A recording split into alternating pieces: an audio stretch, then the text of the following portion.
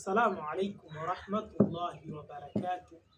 Amani ya Mwenyezi Mungu iwe pamoja nanyi. Ni mimi Muallim Motomoto, mganga wa tiba asili Tanzania. Napatikana Kigamboni, Dar es Salaam. Leo nimekuja kwenu hapa ili tuzungumze mawili matatu. Kuna watu wengi sana ambao wanafanya majambo alafu yale majambo hayaendi. Tukizungumzia masuala ya tiba, kuna watu ambao wanatibia au wanajaribu kufanya tiba, lakini yale mambo ambayo wanayafanya hayatoi majibu kama ambayo wanayataka wao.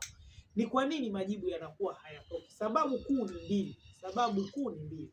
Kwanza tuzungumzie kwamba wewe ni tabibu alafu unamfanyia mtu jambo alafu lile jambo haliwi. Kwa nini lisiwe ili hali wewe ni tabibu? Sababu ni mbili tu. Sababu ya kwanza, wewe mwenyewe mganga, kile ambacho unakifanya unakijua? Sawa, na je, unaamini kwamba hichi ambacho nakifanya kitakuwa? Maona haya mambo yanatakiwa yazingatiwe sana. Kwanza unatakiwa ujue hichi ninachokifanya kuwa nakijua. Kama ni dawa ya mapenzi, basi unatakiwa ujue kwamba hii dawa ambayo unaifanya ni ya mapenzi kweli, sio unaokota.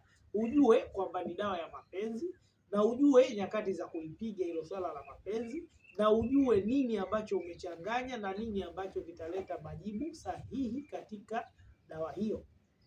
Lakini pia uamini kwamba hichi ninachokifanya kitatoa majibu kwa idhini yake Mwenyezi Mungu, kwa sababu nimekamilisha.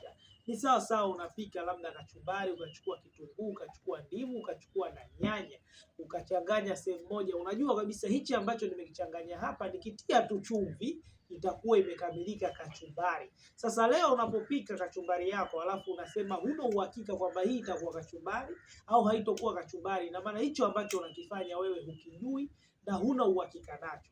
Jambo la pili ni mgonjwa wako. Mgonjwa wako unatakiwa umlete katika umudi wako, tunasema hivyo kwamba umlete katika akili yako. So mgonjwa anakuja na kupa zake tayari kashachanganyikiwa. Yeye ni mgonjwa, yeye anatamani leo kesho apone, anatamani leo kesho afanikiwe. Kwa na wewe utakapompa tumaini kwamba kesho utapona, ili hali unajua kabisa dawa ambayo unaifanya itachukua siku 7 hivi, itakuwa unakosea, kwa sababu una uhakika kwamba dawa ambayo unaifanya kwa wastani mdogo ni siku 7.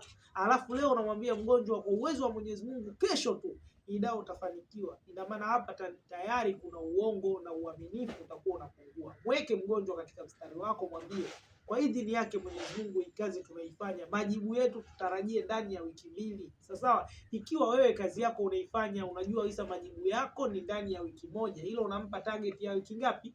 2. Mtengeneze katika imani ambayo yeye akili yake na fikra zake anajua kabisa hili jambo ambalo tunalifanya litafanikiwa kwa 100%. Kwa hiyo ukifanya hivi, uhakika wa kufanikiwa jambo lako utakuwa upo mkubwa. Cha kwanza unatakiwa wewe mganga ujue ambacho unakifanya. Cha pili uamini hichi ambacho unakifanya kuwa kitakuwa. Lakini cha tatu umuaminishe mgonjwa wako kuwa lile swala ambalo unafanya lina uhakika wa 100%. Nadhani leo tuishie hapa. Siku ya pili tutaelekezana mengine na mengine zaidi.